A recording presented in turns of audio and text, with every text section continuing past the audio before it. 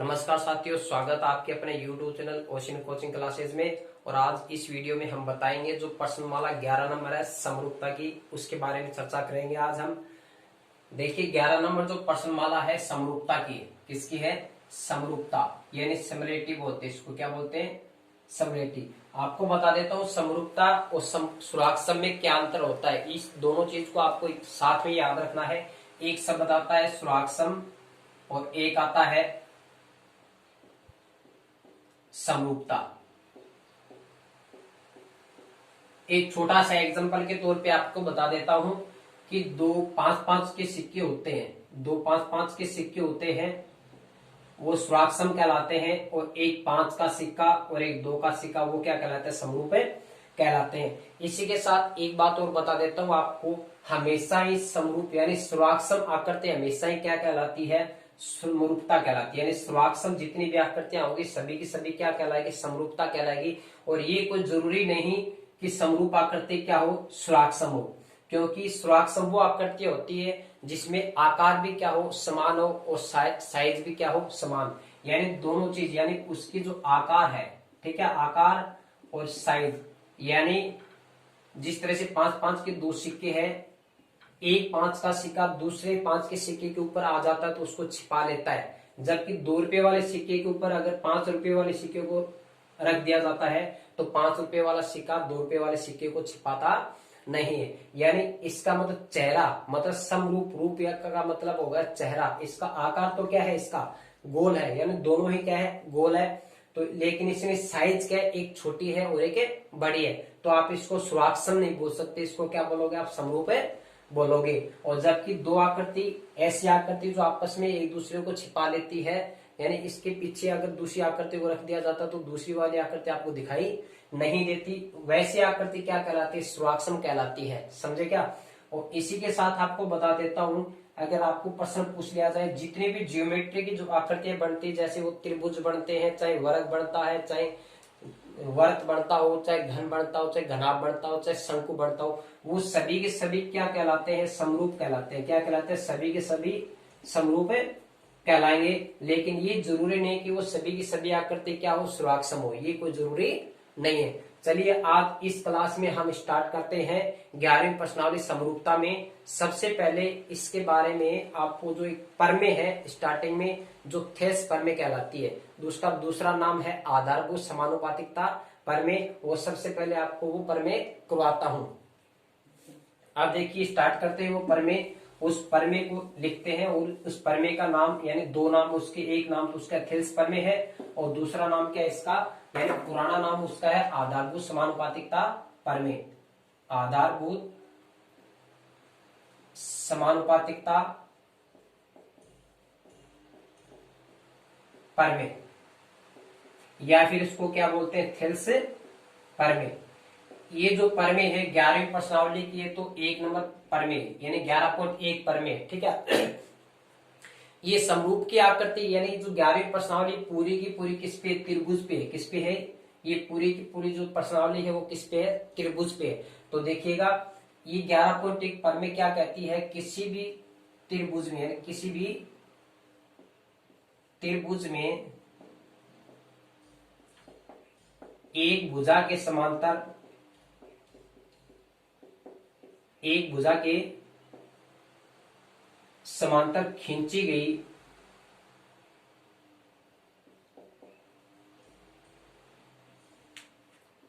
समांतर रेखा, एक भुजा के समांतर खींची गई रेखा उन दोनों भुजाओं के कटान बिंदु बोल दो, चाहे मिलन बिंदु बोल दो, ठीक है। भुजाओं के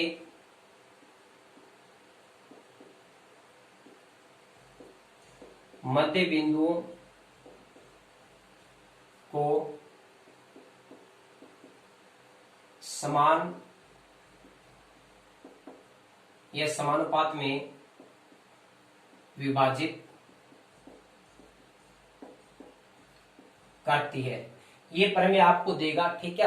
यानी किसी भी त्रिभुज के एक भुजा के समांतर खींची गई समांतर रेखा होती है, वो शेष दो भुजाओं पे जहाँ पे काटती है उस बिंदु को अगर मिला दिया जाए, वो रेखा क्या करती है, उन शेष दो भुजा को समान अनुपात में विभाजित करती है। जिस तरह से आपके पास एक त्रिभुज है और इस त्रिभुज की तीसरी भुजा ये है और इस त्रिभुज के तीसरी भुजा के समांतर एक रेखा खींच दी गई है, और जहाँ पे इन दोनों शेष रेखाओं को भुजाओं को जहाँ पे काटती है, इन बिंदुओं को मिला दिया जाए, मतलब ये जो रेखा होती है ये समांतर होगी, और ये जो रेखा होती है इस दोनों भुजाओं को समान अनुपात में विभाजित करेगी। समान अनुपात का मतलब जिस तरह से ये रेखा है, एक ये अनुपात और बटा में ये अनुपात, यानी ये अनुपात और बराबर में ये अनुपात दोनों क्या होना चाहिए, समान होना चाहिए। ये आपको प्रूफ करना है, क्या करना, आपको प्रूफ करना है, ठीक है। ये पर में अगर आपके पुस्तक में भी दे रखा है 11.1, इसको देख लेना। तो इस परमे को मैं मिटा रहा हूं और स्टार्टिंग से आपको बता रहा हूं चित्र से, ठीक है, चित्र सही। इसको करना कैसे देखिएगा। सबसे पहले हम क्या बनाएंगे, त्रिभुज बनाएंगे। क्या बनाएंगे, सबसे पहले एक त्रिभुज बनाएंगे। इसका नाम पी क्यू आर देना चाहो तो पी क्यू आर दे दो, नहीं तो एबीसी दे दो। जैसे त्रिभुज एबीसी हो गया, क्या हो गया, एबीसी। तो इसके समांतर यानी बीसी के समांतर एक तीसरी रेखा यानी चौथी रेखा यहाँ पे खींच दी गई है, जो कि एबी और एसी को क्या काटेगी, दो भागों में काटेगी। तो इसका बिंदु डी ले लो और इसका बिंदु क्या ले लो आप, ई ले लो। क्या ले लो, ई ले लो। अब आपको सिद्ध क्या करना वो देखो, दिया में आप लिख लोगे जो परमे में दे रखा है। आपको देखो रचना के तौर पे आपने क्या किया, देखो रचना के तौर पे आपने क्या किया, डीई समांतर क्या खींचा, बीसी खींचा, यानी डीई समांतर क्या खींचा, बीसी खींचा। इसके बाद में आपको क्या करना, रचना के तौर पे थोड़ा सा आपको क्या करना है कि बी को ई से मिलाना है, बी को किससे मिलाना है, ई से मिलाना है, और डी को किससे मिलाना है, सी से मिलाना है। इसके बाद थोड़ा सा और करना, आपको क्या करना है कि ई से, कहां से, ई से ए बी पर लंब डालना है। अभी ये डीई जो रेखा है वो 90 डिग्री का कोण नहीं बना रही, आपको एक 90 डिग्री का कोण बनाते हुए यहाँ पे एक रेखा और खींचनी है, ठीक है, इस तरफ, ठीक है। ये बिंदु डी होगा। इसी प्रकार आपको यहाँ से भी डी बिंदु से क्या करना है, एसी पर एक लंब खींचना है। क्या करना है, एसी पर एक लंब खींचना है। तो आपके पास दो लंब हो गए, कितने लंब हो गए, दो लंब हो गए। तो ए बी सी और डी ई हो गया। एक बिंदु इसको दे दो, एफ नाम दे दो, और इसको नाम क्या दे दो आप, जी नाम दे दो, ठीक है। तो ए बी सी त्रिभुज है और यहाँ पे डी ई रेखा बीसी के समांतर है, ठीक है। तो ये लंब डाला देखो, एफ ई लंब किस पे है, ए बी पर है। किस पर है, ए बी पर है। इसी के साथ देखो यहाँ पे जो डीजी लंब है वो किस पे लंब है, बताओ, वो है एसी पर लंब है। किस पे है, एसी पर लंब है। ये आपको थेल्स पर में आपको सिद्ध करनी है। अब देखिएगा आपको क्या करना, सबसे पहले उत्पत्ति में क्या करना आपको, आपके पास दो त्रिभुज है, देखो एक तो छोटे वाला ऊपर जिसका नाम है ए डी ई, समझ गए। इसी के नीचे अगर इस रेखा को आगे बढ़ाया गया तो यहाँ पे बिंदु क्या है, बी है, और इस तरफ बिंदु क्या है, ई बिंदु है। आपको सबसे पहले इन दो त्रिभुजों को लेना है, सबसे पहले इन दो त्रिभुजों को लेना है, और इसमें एक लंब है जिस रेखा का नाम है ई एफ। क्या नाम है, ई एफ है, समझ गए। तो सबसे पहले आपको त्रिभुज लेना है, ए डी ई लेना है। क्या लेना है बताओ, ए डी ई लेना है। तो त्रिभुज ए डी ई में, तो इसमें आपको क्या करना है, ये त्रिभुज का क्षेत्रफल लगाना है। क्या लगाना आपको, त्रिभुज का क्षेत्रफल। आप जानते हो त्रिभुज का क्षेत्रफल क्या होता है, 1/2 आधार गुणा ऊंचाई, 1/2 आधार गुणा ऊंचाई। और ये सूत्र किस में लगता है, जिसमें 90 डिग्री का कोण हो। तो ये आपका 90 डिग्री का कोण है। क्या है, 90 डिग्री का कोण। तो देखो ए डी ई का क्षेत्रफल, त्रिभुज ए डी ई का क्षेत्रफल क्या हो जाएगा, 1/2 आधार गुणा ऊंचाई हो जाएगा। अब इसके बाद में देखो 1/2 आधार, त्रिभुज में ए डी ई की बात कर रहा हूं, ये 90 डिग्री का कोण है, तो इसमें 90 डिग्री ये कोण है, तो ये इसकी ऊंचाई हो जाएगी, और आधार क्या हो जाएगा, इसका एडी हो जाएगा। क्या हो जाएगा, एडी हो जाएगा। एडी और गुणा में ऊंचाई होगी, ये 90 डिग्री कोण बना, ये हो जाएगा एफ ई। क्या हो जाएगा, एफ ई हो जाएगा, समझ गए। ये समीकरण आप 1 नंबर दे दो। इसके बाद में आपको क्या करना है, इसी के नीचे दूसरा त्रिभुज लेना है। कौन से वाला लेना है, ये वाला बी डी ई। कौन सा लेना है, त्रिभुज बी डी ई का क्षेत्रफल 1/2 आधार गुणा ऊंचाई। इसमें जो आधार क्या हुआ बताओ, बी डी हो जाएगा। क्या हो जाएगा, बी डी। और गुणा में इसमें ऊंचाई ये नहीं लेनी आपको, ऊंचाई डी ई नहीं लेनी आपको, इसमें ऊंचाई कौन सी लेनी, एफ ई, क्योंकि 90 डिग्री का कोण ये नहीं बना रहा, कौन बना रहा बताओ, एफ ई बना रहा है। ठीक है, तो आपको ऊंचाई लेनी ये, समझ गए। इसको समीकरण 2 नंबर दे दो। समझ गए मेरी बात। अब आपको क्या करना है, इन भुजाओं का अनुपात ज्ञात करना है। क्या ज्ञात करना आपको, आपको सीधी सी बात देखो, इसमें सिद्ध करने वाला यानी आपको सिद्ध करने वाला नहीं लिखा, ये लिख देता हूं यहाँ पे देखो। सिद्ध क्या करना आपको, आपको ये सिद्ध करना है कि दोनों भुजाओं का अनुपात बराबर है, यानी एडी बटा में बीडी ज्ञात करना है। एडी बटा में बीडी लिख दो, चाहे डीबी लिख दो, और एई बटा में ईसी, एई बटा में ईसी। ये आपकी थेल्स पर में है 11.1, कौन सी थेल्स पर में है 11.1। अब देखिए एडी बटा में डीबी चाहिए, एडी बटा में डीबी चाहिए, तो इसका मतलब एडी वाला भुजा वाला कौन सा त्रिभुज है, एडीई है, और बीडी वाला कौन सा त्रिभुज है, डीबीई, यानी बीडीई वाला है। नहीं, बटा में कौन आएगा, बीडी आएगा, ऊपर कौन आएगा, एडी आएगा। इसका मतलब आपको एडी वाला और बीडी वाला आपको क्या करना पड़ेगा, आपस में विभाजित करना पड़ेगा। ठीक है, तो समीकरण 1 व 2 से, समीकरण 1 व 2 से देखिए, समीकरण 1 का जो क्षेत्रफल दिया क्या, त्रिभुज एडीई, आप ये लिख दो, एरिया ऑफ त्रिभुज, एरिया ऑफ त्रिभुज एडीई, और एरिया ऑफ त्रिभुज एडीई के नीचे कौन सा है, बीडीई। तो देखो एडीई का क्षेत्रफल आपके पास कितना आया, 1/2 एडी गुणा एफ ई, और इधर बीडी का जो क्षेत्रफल आया वो कितना है, 1/2 बीडी गुणा एफ ई। तो यहां से जो चीज कटने वाली वो काट दो। आप जानते हो यहाँ से देखो एफ ई से एफ ई कटेगा, 1/2 से 1/2 कटेगा, तो आपके पास क्या बचेगा, एडी बटा में बीडी बचेगा, एडी बटा में बीडी बचेगा। समझे मेरी बात को। इसको समीकरण देना चाहो तो समीकरण दे दो, 3 नंबर समीकरण हो गया। ठीक है, इसी प्रकार आपको क्या करना है, इसी प्रकार राइट साइड में आपको क्या चाहिए, ए ई बटा में ईसी चाहिए। इस त्रिभुज को मैं मिटा रहा हूं एक बार।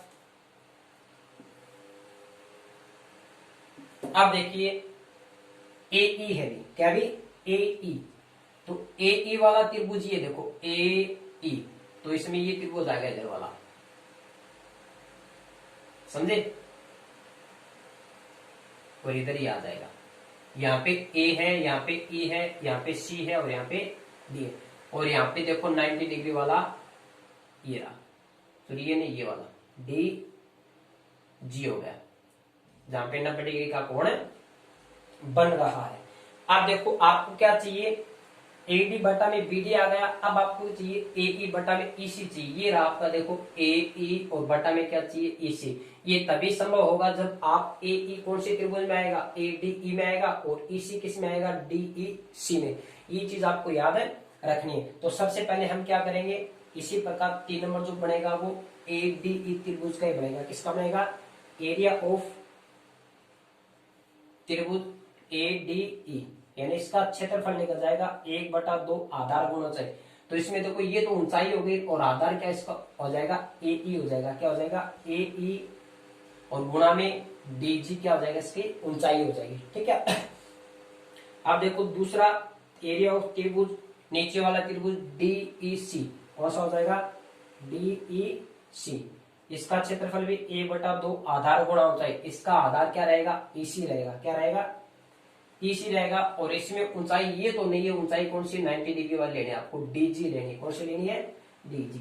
जिस प्रकार से आपने यहाँ से ई एफ इसमें भी लिया था और इसमें भी लिया था, इसी प्रकार इसमें लंब कौन होगा, डीजी होगा। दोनों त्रिभुज के लिए लंब ये होगा, क्योंकि ये पूरा का पूरा त्रिभुज है। देखो ये पूरा का पूरा त्रिभुज है। इस पूरे त्रिभुज में एक 90 डिग्री वाली लंब यही है, ये लंब नहीं है। मेरी बात को समझ गए क्या, तो लंब आपको डीजी ही लेना पड़ेगा।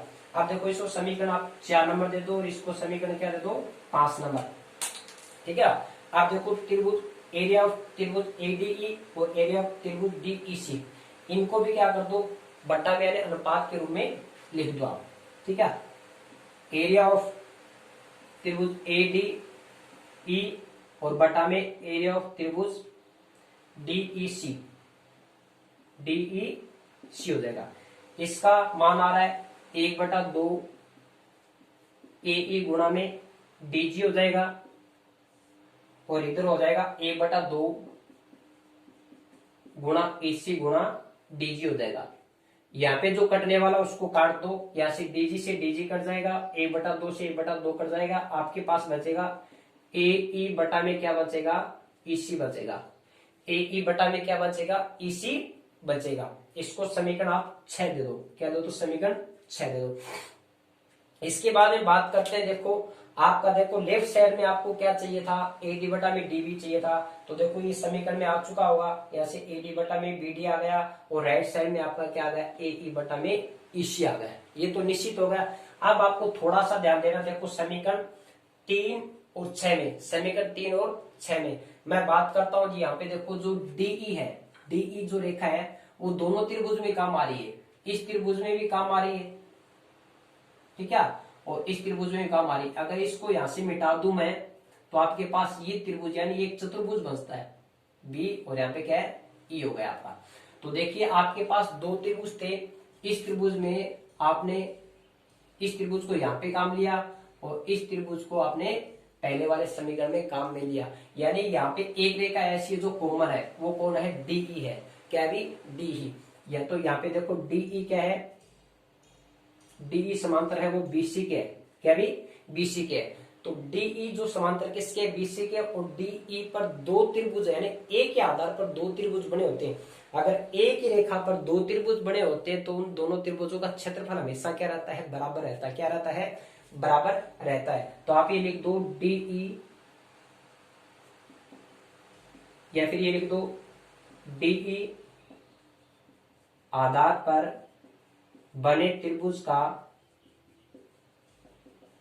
क्षेत्रफल बराबर होगा। क्या होगा, बराबर होगा। तो इन दोनों को त्रिभुजों का क्षेत्रफल क्या होगा, बराबर होगा। तो इन दोनों यानी इस डीई रेखा पर दो त्रिभुज कौन से थे, एक तो बीडीई था और दूसरा कौन सा था, डीईसी। तो दोनों का तो क्षेत्रफल आपको क्या रखना पड़ेगा, बराबर रखना पड़ेगा। यानी अर्थात ये लिख दो त्रिभुज बी डी ई बराबर होगा त्रिभुज डीईसी के। किसके हो जाएगा, डीईसी के। तो दोनों त्रिभुजों का क्षेत्रफल वो क्या है, बराबर है। तो समीकरण 3 में देखो आपको जो बीडीई दिख रहा है, क्या दिख रहा है, बीडीई की जगह क्या रख दो आप, डीईसी रख दो। या फिर एक काम करो, समीकरण 6 में आप डीईसी की जगह क्या रख सकते हो, आप बीडीई रख सकते हो, ठीक है। तो समीकरण 3 व 6 से तो समीकरण 3 है एरिया ऑफ त्रिभुज ए डी ई और बटा में क्या हो जाएगा, एरिया ऑफ त्रिभुज बी डी ई। और बीडीई की जगह आपको क्या रखना है, डीईसी रखना है। क्या रखना है आपको, डीईसी रखना है। और इधर समीकरण 6 में पहले से आई, देखो त्रिभुज एरिया ऑफ त्रिभुज ए डी ई और बटा में क्या हो जाए, त्रिभुज एरिया ऑफ त्रिभुज डीईसी। जब दोनों तरफ डीईसी रखोगे, क्या रखोगे, डीईसी, और यहाँ पे डीईसी पहले से है। मेरी बात को समझ गए क्या। तो इस चीज को आप ध्यान से देखो, ये पूरा का पूरा क्वेश्चन क्या है, बराबर है एलएचएस है वो आरएचएस के बराबर है। जो त्रिभुज एडीई ऊपर है, ऊपर भी एडीई, नीचे डीईसी और ये भी डीईसी। ये चीज आपको क्या दर्शाती है कि ये चीज और ये चीज बराबर है, तो इनका जो क्षेत्रफल का जो मान आ रहा है वो भी क्या होगा, आपस में बराबर होगा। तो समीकरण 3 और 6 से देखो एडी बटा में बीडी हो जाएगा। क्या हो जाएगा, आता है एडी बटा में बीडी और बराबर क्या हो जाएगा, एई बटा में ईसी हो जाएगा। यानी ये चीज आपको सिद्ध करनी थी कि इन दोनों भुजा को विभाजित करने वाले जो अनुपात है वो क्या होंगे, आपस में बराबर होंगे। ये आपको सिद्ध करनी थी। ये क्या आपकी आधारभूत समानुपातिकता प्रमेय थेल्स प्रमेय, ठीक है। आप इसका स्क्रीनशॉट लेना चाहो तो स्क्रीनशॉट ले लो। आराम से आपको नोटबुक में और पेन लेकर के आराम से एक बार इसको करना है, एक दो बार, और आराम से इसको ये प्रमेय आपको आसानी से आने लग जाएगी। ठीक है, ओके। फिर इसकी अगली जो प्रमेय है 11.2 वो थेल्स प्रमेय की अपोजिट है, वो क्या है, विलोम है। ठीक है, चलिए थेल्स प्रमेय पे आधारित कुछ प्रश्न की बात करता हूँ। इसके दो एग्जांपल है, एग्जांपल नंबर 1 और एग्जांपल नंबर 2।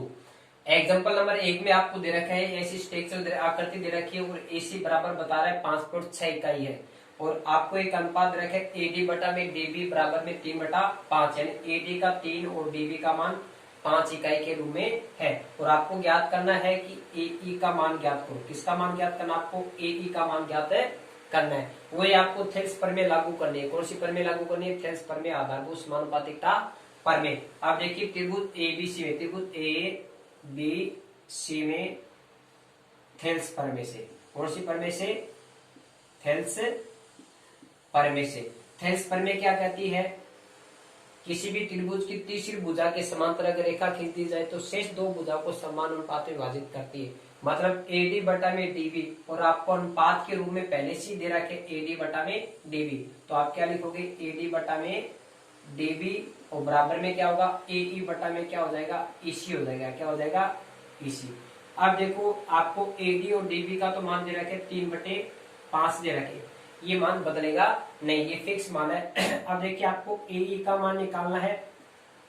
अब जो एसी है इस मान को आपको प्रयोग में लेना, और प्रयोग में आएगा कहां से, ये बात सोचने वाली। यहाँ पे पूरे अनुपात में आपको एसी नजर नहीं आ रहा है। अब आपको निकालना क्या है, एई निकालना। आपके पास मान लो एक रस्सी है जिसकी लंबाई क्या है, लंबाई का नाम दे दिया जिस तरह से ए और सी, दो सिरे हैं ए और सी। एक मध्य बिंदु में एक बिंदु ई है, क्या भी, और आपको ये कह दिया जाए कि ये 10 मीटर लंबी है। कितनी है, 10 मीटर लंबी है। और आपको ये कह दिया जाए अगर ये 4 सेंटीमीटर 4 मीटर की है तो इसकी लंबाई कितनी होगी। आप सही जवाब यही दोगे कि 10 में से 4 घटेगा तो कितना बचेगा, 6 मीटर। आपका आंसर क्या बताओगे, यहाँ पे 6 मीटर होगा।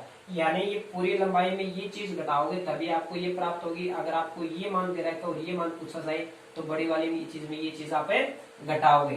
तो देखो यहाँ पे ईसी है, क्या भी, ईसी। आपको ये पता है ईसी का मान कब बचेगा, जब आप एसी में क्या घटा दोगे, एई घटा दोगे। क्या घटा दोगे आप, एसी में क्या घटा दोगे, एई घटा दोगे, तो आपके पास क्या बचेगा, ईसी।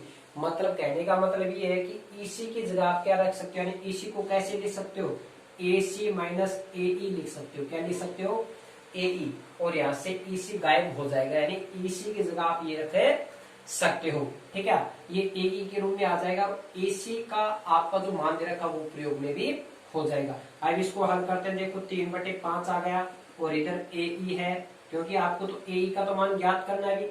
ठीक है, और एसी आपके पास कितना है, 5.6 और माइनस में एई, ये पूरा का पूरा प्रश्न एई के रूप में प्राप्त हो गया और अब आसानी से आपको एई का मान प्राप्त हो जाएगा। अब आपको क्या करना है, इसका क्रॉस गुणा करना है। क्या गुणा करना है, क्रॉस गुणा करने पर, क्रॉस गुणा करने पर, क्रॉस गुणा बोल दो चाहे वज्र गुणा बोल दो, इसका क्रॉस गुणा करो, 3 से गुणा करोगे इस पूरे से, 3 गुणा 5.6 माइनस एई, और इधर है आपके पास 5 को एई से गुणा करोगे 5 एई हो जाएगा।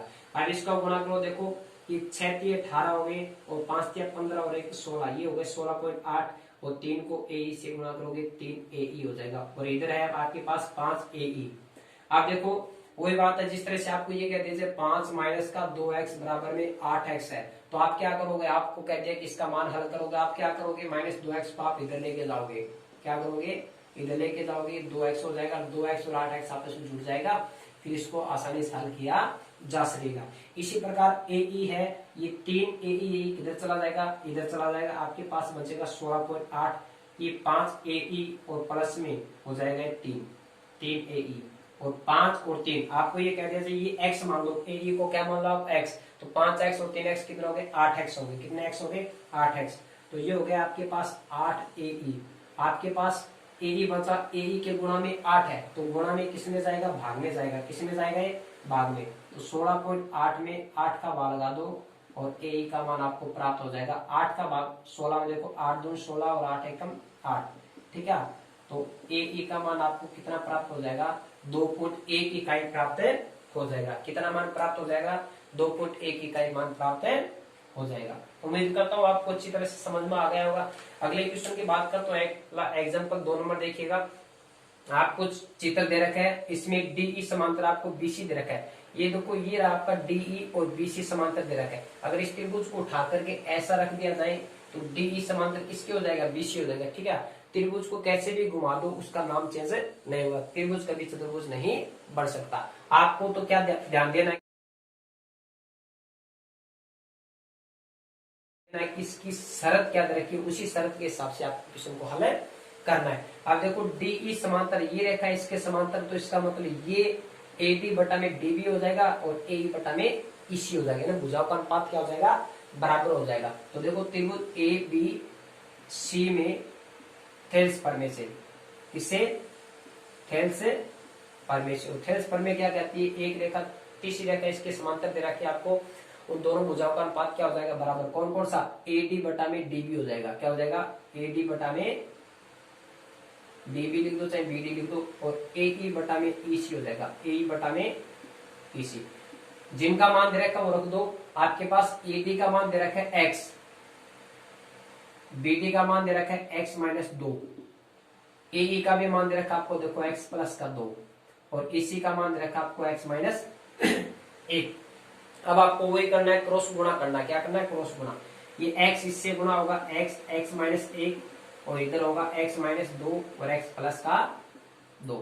x को x से गुणा कर दो, x स्क्वायर होगा। x को 1 से गुणा करो, x से कम x। यहाँ पे देखो दोनों मान क्या है? एक जैसे, एक प्लस का और एक माइनस का। तो यहाँ पे एक प्रमेय लगती है, यानी एक बीजगणितीय सूत्र लगता है, a minus b a plus b बराबर क्या होता है? ए स्क्वायर माइनस का बी स्क्वायर। और ए स्क्वायर बोले तो एक्स स्क्वायर, और बी स्क्वायर बोले तो 2 का स्क्वायर। और 2 का स्क्वायर आप जानते हो कितना होता है? 4 होता है। कितना होता है? 4।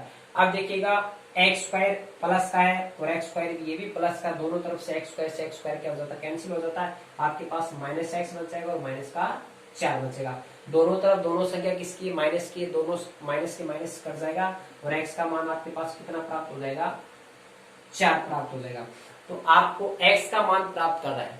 क्या ज्ञात करना आपको? x का मान प्राप्त करना था और x का मान आपको प्राप्त हो चुका है। समझ में आ गए होगा अच्छी तरह से। चलिए अगले क्वेश्चन की बात करते हैं। प्रश्न आप चलिए अगले एग्जांपल की बात करता हूँ। 3 नंबर एग्जांपल है, आपको इसमें पूछा है, ये जो प्रश्न है ये भी थेल्स प्रमेय पे आधारित है। आपको बताया गया है कि एबीसीडी एक चतुर्भुज है और जिसमें एबी तथा एबीसीडी और ईएफ ये तीनों के तीनों क्या समांतर है। यानी एबी किसके समांतर है? सीडी के। और ईएफ क्या है? इसकी तीसरी रेखा है, जो तीसरी रेखा एबी के समांतर है और सीडी के भी समांतर है। आपको ये सिद्ध करना है कि एई बटा में ईडी और बीएफ बटा में एफसी। तो देखो एई बटा में ईडी सिद्ध करना है और इधर बीएफ बटा में एफसी सिद्ध करना है। इन भुजाओं का अनुपात सिद्ध करने के लिए आपको क्या करना पड़ेगा? एक विकर्ण मिलाना है। चाहे आप विकर्ण ये मिला दो, चाहे विकर्ण बीडी को मिला सकते हो। ठीक है, तो रचना के तौर पे आपने क्या किया? जिस तरह से दिया में तो आप लिख लोगे और सिद्ध करना भी आवे लिख लोगे। रचना में आपको क्या करना है? इनमें से कोई भी एक विकर्ण मिला दो, यानी ए सी को मिलाया, ए सी को मिलाया। अब इसकी उत्पत्ति के तौर पे इसको हल करते हैं। ठीक है, तो सबसे पहले आपको क्या दे रखा है? देखो ए बी किसके समांतर है? सीडी के समांतर है। ए बी किसके समांतर है? सीडी के समांतर है। तथा ए बी जो है वो ईएफ के भी समांतर है और ईएफ किसके समांतर है? सीडी के। यानी ये तीनों के तीनों एक दूसरे के क्या है? समांतर है। क्या भी? एक दूसरे के समांतर है। तो अब आपको क्या लेना है? 2 त्रिभुज लेने। कौन कौन से त्रिभुज लेने? इस रेखा ने 2 भागों में बांट दिया। एक त्रिभुज हो गया आपके पास ये वाला और एक त्रिभुज हो गया आपके पास ये वाला। मेरी बात को समझ गए क्या? इन दोनों में आपको क्या करनी है? थेल्स प्रमेय लागू करनी है। थेल्स प्रमेय लागू करनी है। अब यहां से देखिएगा ये त्रिभुज आपके पास ए डी सी कौन सा है? ए डी सी त्रिभुज है। ठीक है, त्रिभुज ए डी सी में थेल्स प्रमेय से, कौन सी प्रमेय से? थेल्स प्रमेय से। तो थेल्स प्रमेय आप देखो जो ईजी है, ईजी अगर एक रेखा दूसरी रेखा के अगर समांतर होती है ना तो वो रेखा बराबर होना जरूरी नहीं। अगर इसके दो टुकड़े और कर दिए जाए, जितने भी टुकड़े कर दो आप, अगर टुकड़े के बाद अगर यहाँ से इसको हटा दिया जाए तो ये रेखा हमेशा इसके क्या रहेगी, समांतर रहेगी, हमेशा क्या रहेगी, समांतर रहेगी। तो देखो ये रेखा इनको जी पर काटती है तो ईजी है, ईजी है वो क्या है, वो CD और AB के क्या रहेगा, हमेशा समांतर ही रहेगा, क्या रहेगा, समांतर ही रहेगा। तो देखो ये जो EG है वो AB के समांतर है और CD के भी समांतर है। चाहे आप EG समांतर AB बोल दो, चाहे EF समांतर AB बोल दो। आप देखो इस त्रिभुज में आपको थेल्स प्रमेय लागू करनी, तो थेल्स प्रमेय से क्या होगा, AE बटा में क्या हो जाएगा, AE बटा में क्या हो जाएगा, ED हो जाएगा, क्या हो जाएगा, ED हो जाएगा। बराबर में क्या होगा, जिस तरह से आपको एक त्रिभुज के आधार पे बता देता हूं, जिस तरह से ये बिंदु A यहाँ पे है, ठीक है, यानी इस त्रिभुज को उठा करके यहाँ पे लगा दिया मैंने, यहाँ पे बिंदु D है और ये बिंदु यहाँ पे आ गए, समझे मेरी बात को। और यहाँ पे ये तो तीसरी रेखा दिख रही है ना आपको, E और G वाली, E और G वाली, ये E यहाँ पे आ गया और G यहाँ पे आ गया। मेरी बात को समझ गए क्या, इस त्रिभुज को उठा करके यहाँ पे लगा दिया। अब तो समझ में आ जाएगा, देखो AE बटा में ED हो जाएगा, AE बटा में ED, तो क्या लिखा जाएगा इधर, AG बटा में GC लिखा जाएगा, क्या लिखा जाएगा, AG बटा में GC लिखा जाएगा, क्या लिखा जाएगा, AG बटा में GC। इसको समीकरण 1 दे दो, समझे मेरी बात को। अब दूसरा त्रिभुज देखो कौन सा त्रिभुज है, ABC त्रिभुज है, ABC में, इसमें भी आपको थेल्स प्रमेय लागू करनी है। बहुत ही सिंपल प्रश्न है, बहुत ही सिंपल प्रश्न है, इस पे आधारित प्रश्न है। इसी तरह का चतुर्भुज के प्रश्न 4 के 5-4 है, 2-3 तो इसके एग्जाम्पल है और 2-3 इसके क्वेश्चन भी है, ठीक है। इसका 100% संभावना है इसकी प्रश्न, इस प्रकार के प्रश्न आने की, ठीक है। इस प्रकार के जितने प्रश्न बनते हैं आपको आराम से निकालने अपने नोटबुक में, इसके एग्जाम्पल और इसके प्रश्न, ठीक है। इसी पे आधारित है, एक दूसरे थोड़ा मोटा इसमें फर्क मिलेगा, ज्यादा फर्क है नहीं मिलेगा। तो देखिए त्रिभुज ABC में थेल्स प्रमेय, इसमें भी थेल्स प्रमेय लागू करेंगे तो इसमें नियम वही लगेगा, देखो BF बटा में FC हो जाएगा, ये क्या हो जाएगा, BF बटा में FC और AG बटा में GC, AG बटा में GC हो जाएगा, ये समीकरण 2। अब समीकरण 1 और 2 में देखो आपको ये मान कॉमन दिख रहा होगा। अब इसके बाद में देखिए ये मान और ये मान आपको कॉमन दिख रहा होगा, यानी इस संख्या के बराबर ये और इस संख्या के बराबर, अगर एक तरफ एक संख्या दोनों समीकरण में अगर बराबर होती है तो एक साइड वाले दोनों संख्या क्या हो जाती है, दोनों अनुपात क्या हो जाते हैं, बराबर हो जाते हैं। इसके बराबर ये और इसके बराबर ये, तो ये भी आपस में क्या हो जाएगा, बराबर। तो डायरेक्टली आपको क्या लिखना है, समीकरण 1 व 2 से, समीकरण 1 व 2 से। तो समीकरण 1 में देखो इसके बराबर ये और इसके बराबर, तो ये भी आपस में क्या हो जाएगा, बराबर हो जाएगा। तो AE बटा में ED हो जाएगा और राइट साइड में क्या हो जाएगा आपका BF बटा में FC हो जाएगा, ठीक है। आप हेंस प्रोड लिख दोगे, ठीक है। इति सिद्धम, क्या हो गया, इति सिद्धम। ये क्वेश्चन आपका प्रूफ हो चुका है, समझ गए। आशा करता हूं आपको अच्छी तरह से समझ में आया होगा। इस तरह से आपको चतुर्भुज मिले, आपको एक विकर्ण मिलाना, चाहे विकर्ण ये मिला दो चाहे ये मिला दो, ठीक है। अगर ये विकर्ण मिलाते तो इसमें कॉमन कौन होता है, जिस तरह से ये AG बटा में GC है, AG बटा में GC है, तो यहाँ पे क्या आता है, DG बटा में GB आता है, DG बटा में GB आता है, ओके।